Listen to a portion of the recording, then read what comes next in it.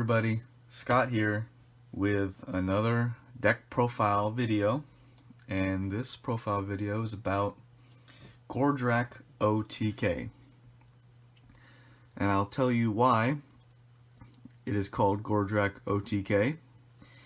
We'll go through the deck, you'll see the combos and the synergies, and let's get right to it. So first off, of course, we're going to start with Gordrakk, Fist of Gork. The reason why he is able to create the OTK is because his heroic act, rotate all your units to their final corner, can only be used once per game, and that is what rotates our cards to kill our opponent in that one turn, or at least set up the game to where they can't win. So that's the whole point. Usually once you pull off the combo, they can't beat you, or you just flat out kill them, depending on what turn the game is in. Of course, you can't just OTK them on the first turn. That would be an FTK. So his first ability here, if the highlighted champion is a wizard, increase the champion's damage done from abilities by 2. That is completely irrelevant in this deck. So next up, we have Savage Boarboss. When this champion deploys a beast unit, rotate it 1 step forwards after it has entered play, unless it is clunky. He is good because there's a lot of beasts in our deck, and he only costs 2, so that goes well with our 12 cost Gordrakk, so we're at 14. We have a second one, or maximum at 2. And then, very importantly, our Cunning Grot Shaman to go up to 20 points. If you are about to be defeated by a highlighted enemy and you have a highlighted ally unit in play, ignore that damage and instead remove one of those allied units. So this will keep us alive longer and extend the game to allow us more chances to OTK. However, be aware that it's not going to protect from a far lane. But we do have cards to block that lane off anyways. Okay, now go on to the blessings. 5 damage to your opponent, rotate highlighted units to their final corner. This is like Gordrakk on a blessing with damage. But since it is hard to predict when this one's going to come up, it's a lot harder to OTK with this card. Next is Color of Domination. Highlight enemy beast units are dormant. Increase the damage done to your opponent from highlighted beast units by rotating. If we had a beast unit in every lane, that'd be an extra 2, 4, 6, 8 damage a corner. Not very likely, however, that is a lot of damage in one card, and if they have any beasts, that, well, 4 turns of his beast not doing anything. Ushering of the Wall, good draw power to try and combo out. So if you pop this off, and depending on what you draw, you can immediately use Gordrakk. And then a good blessing staple right here. This is probably the weaker blessing in the deck. Next we have Pouncing Wolf Rider for the units. It's damage to your opponent, gain additional actions this turn. It is a beast and grot, and you're going to see how that becomes important, because with our Savage Boarboss, we'll rotate him immediately to get that extra action immediately, so he's a free action to play. And then we do have Grot Ambush that can bring him out.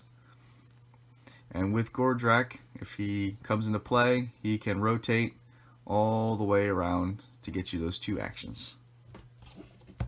Next up we have the better version. It does no damage, but you'll get 3 actions, especially off of Gordrakk. So the whole idea is to play 2 of these, or this one and this one, and I'll show you how you can easily do that all in the same turn. And then you'll get, boom, 6 actions, and with those 6 actions you should be able to do some serious damage to your opponent. This guy right here, very good with Gordrakk.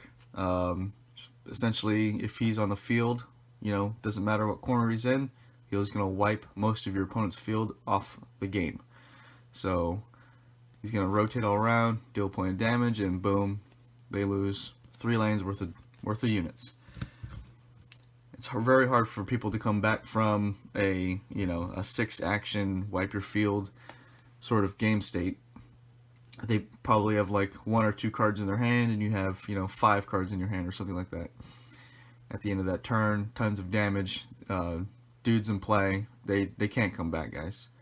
Damage to your opponent, highlighted spells and units are dormant. So this goes well with our Cunning Grot Shaman. So to block off that lane, we have 3 of them. It's a beast, so it'll immediately go here on our boar boy, or boar boss. Next up, we have the Stomping Maw Crusher. He is similar to the Trampling Grunta. He's going to do that rend damage, but the highlighted champion cannot deploy units. So whatever they have there is going to have to stay. Okay. We have Grot Ambush. This brings out our combo piece. So it'll bring out, and the only Grot is that Wolf Rider. So it does have potential to be a dead card later in the game, but hopefully the game doesn't go that late because we were looking to combo early. Rallying Cry. This will bring 2 of our combo pieces out at the same time for 1 action. That will then allow the second action to be Gordrakk himself. First turn you're going to want to set up by drawing cards. Second turn you're going to want to, you know, play one of your additional action guys, then maybe draw a card, and then third turn ideally you're going to be jamming a Rallying Cry, playing 2 more guys that gain you additional actions, Gordrakk, then you're going to gain, you know, 6, 7 additional actions or something like that, and then just play your hand out and then draw some cards maybe at the end. So that's an unwinnable game state that these guys can't come back from. And on turn 2 you could play the Sweeping Grunta, so that turn 3 you just wipe their field, gain 6 actions, you know, stuff like that. That's the whole idea. Or use Rallying Cry or something like that. On turn 2 there's definitely a room to play cards. Turn 1 we're just going to probably want to draw most of the time. Let's see, Deadly Chop, remove a highlighted unit, so that's just a very good staple. Then we have Reckless Inspiration. This is a soft combo in the deck, so it's going to allow us to ramp up those extra actions or do some extra damage, gain some health, draw some cards. Just a very good card all around, solid uncommon. And then for the last playset we have Call of War. Deploy Orc or Grot units from your hand or deck into highlighted champion if the deck was search shuffle. So we will go get our combo pieces with this, with our wizard. Alright, so if we were playing a game, I'll place these down here. We'll keep the blessings just back here. Move this back a little bit. Alright, we got our champions out here. Probably going to want, you know, Cunning Grot Shaman somewhere in the middle. Can have Gordrakk here too, and these guys on the ends. Doesn't really matter too much. I do have a lot of stuff in the way. I didn't plan this out. You guys, forgive me. We do have some boar guys here. Get these guys out the way. Little boys, get out the way. Push this guy back. Alright. Now we have some room. So, I'm going to go through an example hand. What we're going to want to do is, again, play our, you know, these guys. So, let's say we got a couple of those guys. Let's keep our deck right here. So we're going to play like a Rallying Cry, guys. So it's probably going to activate the ability of this. And I can't push this camera down some. And here we go. Awesome. So, you know, if you play an ability with him, it's going to rotate him or whatever. And it will work with the Pouncing Wolf Rider, so it's pretty sweet. Grot Ambush will rotate this guy, which will put him into play, which will rotate him again. And then they'll rotate this guy, so you'll get that additional action. So let's go through a little example. So let's say our hand has a just say Grot Ambush. Say it has a Rallying Cry. Let's say, you know, it has, we did a little setup to turn before with the Call of War. Our hand consists of, you know, maybe a Sweeping Gordrakk that we played the turn before too. So we can just put him there.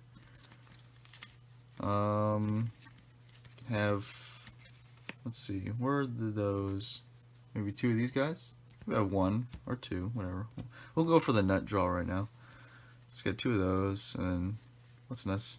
Just random card, you know, Stomping Mob Crusher. How about that? So that's a 5-card hand. We did spend our first turn drawing 2 cards, so we went up to 6 cards. Second turn, well, if we played 2 cards, we're probably down to 4 cards, you know, on the second turn. The first cards we drew, we then, you know, so we sort of filtered our hand out. We drew into these or something like that. So this is our 3rd turn. We can go off on the 4th turn. Just once you get to turn 4, you start getting in danger of, you know, dying to something random or whatever like that if you're not gaining life or fighting back. So we don't really want to wait around turn 5 or something like that. We do want to play the game. So if we do the Grot Ambush, we are going to rotate our Savage Boar Boss here. Let's say our Call to War, you know, went off or whatever, and you know, he's probably looking like this. So it's gonna bring him out, rotate him. So we got that additional action. That's good for us. And we can play the Rallying Cry or something like that. So if we didn't have either one of these cards, we'd have more space for these. So I guess this really doesn't matter having a Call to War here. That's just very extra. We didn't need it, or at least the Grot Ambush. So we only need really one of them. So we played Grot Ambush. That's 1 action. We got our action back. We're still at 2 actions, guys. We're gonna play Rallying Cry. Let's see. And we can put it on the wizard because Rallying Cry allows us to do that. They can be wizards, so we're gonna put him there. And then we're gonna use Gordrakk for our 2nd action. So it's kind of like we played 3 actions, but we did have that Pouncing Wolf Rider get rotated. So we're gonna go ahead and I'm just gonna put this back up, guys, just for examples here. But honestly, we would have played, you know, the ability, played that guy, rotated all those things, and then played the other ability here, just for the sake of rotating our guys. So that's what it would look like. We would play Gordrakk, so they're going to take a damage. So let's do this. We'll gain 3 actions, kill their field, they'll take a damage, gain an action. So that's 7 actions, guys.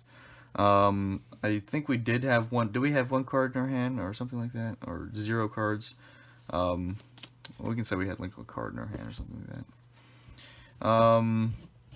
So with that said, we are going to, you know, blow their field, destroy it, whatever, and then we're going to go ahead and draw just a bunch of cards, just because now they can't really come back from this.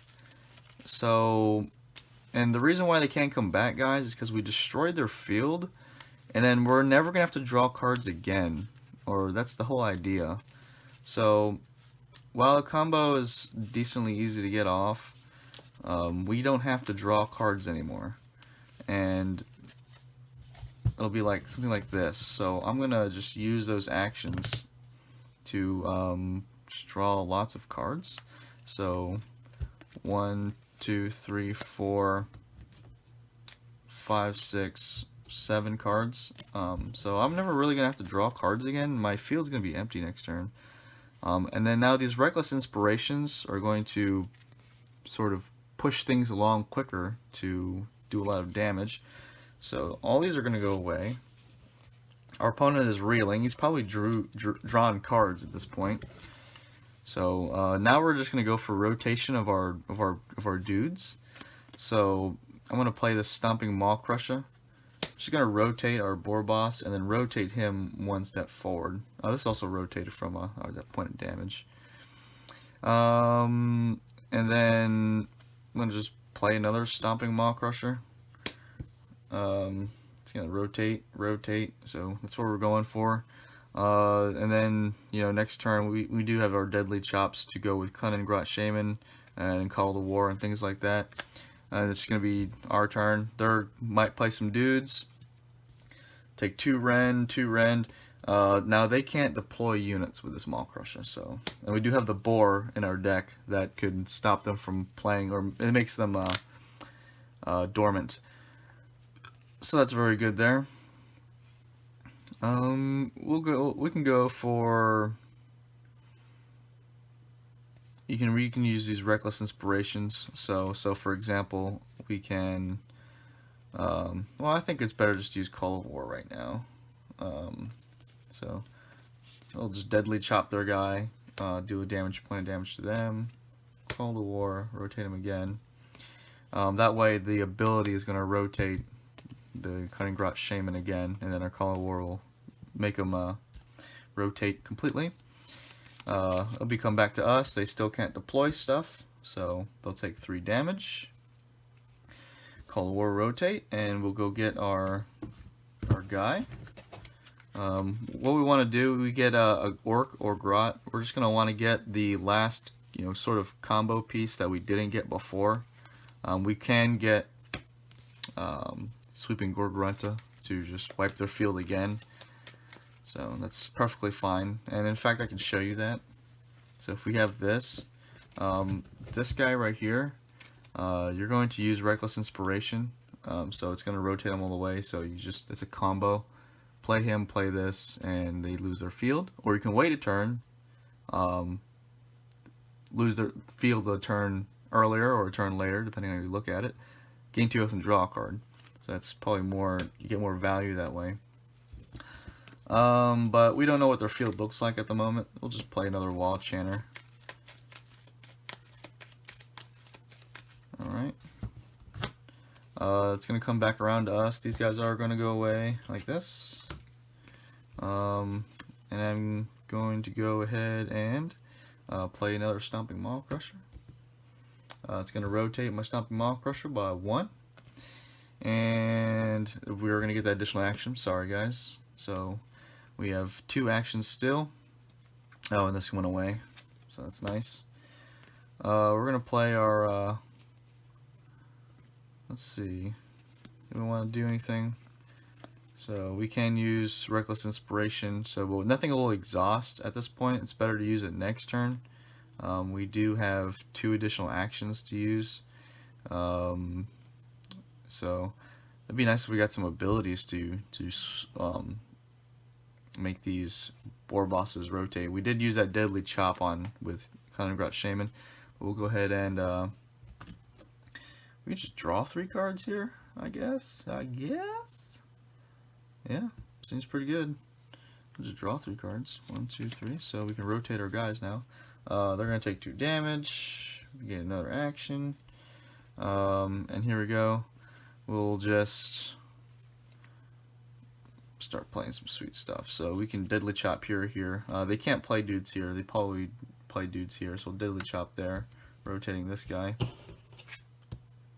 Oh look, we don't even have to use our spells. So Smash and Bash. So that's going to do 5 to them and rotate there and there. So take another 3, get another action. And you see how that just kind of steamrolls into that. So it didn't seem too explosive, and I guess, OTK, using the word OTK is a little exaggeration because it's not flat killing them, but I don't think they can come back from something that powerful. And we always had the option to use this guy. Now, if you did have a Savage Boar Boss in the middle instead of Gordrakk or something like that, so placement does matter. You can do something like the Sweeping Gordrakk, we'll do that, and then just straight up activate this to kill them immediately. So that is taking 2 cards out of our hand to kill potentially 3 cards of theirs. However, if we play this, we ideally want to play it so we play it before all their guys go away. Then we can just go Reckless Inspiration. All their guys are going to die a turn early, which is very surprising to the opponent. It'll exhaust them so that you will gain 2 life and then replace the card and you'll draw a card. So that's the whole point of that. And you just have to have a little bit of patience with Reckless Inspiration, I think. You have to really know when is it worth it to use it as removal, and then when is it worth it to use it by waiting a turn to get maximum value off of that card. So without further ado, that is the combo deck. It kind of is OTK. Maybe it should be like 5 TK or something like that, because your opponent just can't come back from a lot of game states that you put them in. They can't come back from you drawing that many cards. You've drawn so many cards that they have to spend so many actions to draw cards, and then you're still gaining additional actions throughout the game. So you're playing cards and they're drawing cards, or they're spending time to do that. They're just gonna have a hard time keeping themselves in the game, themselves relevant, because you've just wiped the board or you've gained too many actions. And then after that, your guys are going to be rotating fairly quick. Like you saw, these Savage Boar bosses rotate our dudes quickly, and then they themselves rotate fairly quick. It's just 2 abilities and two guys, really. So I think the hardest guy to rotate is probably the Cunning Grot Shaman. Gordrakk, he's just awkward to have a damage than a guy. It's easier to have play a guy than damage. But I think he's probably a little slower. He can be pretty quick if he wants to be. But anyways, that's the list, that's the deck profile, and thanks for watching.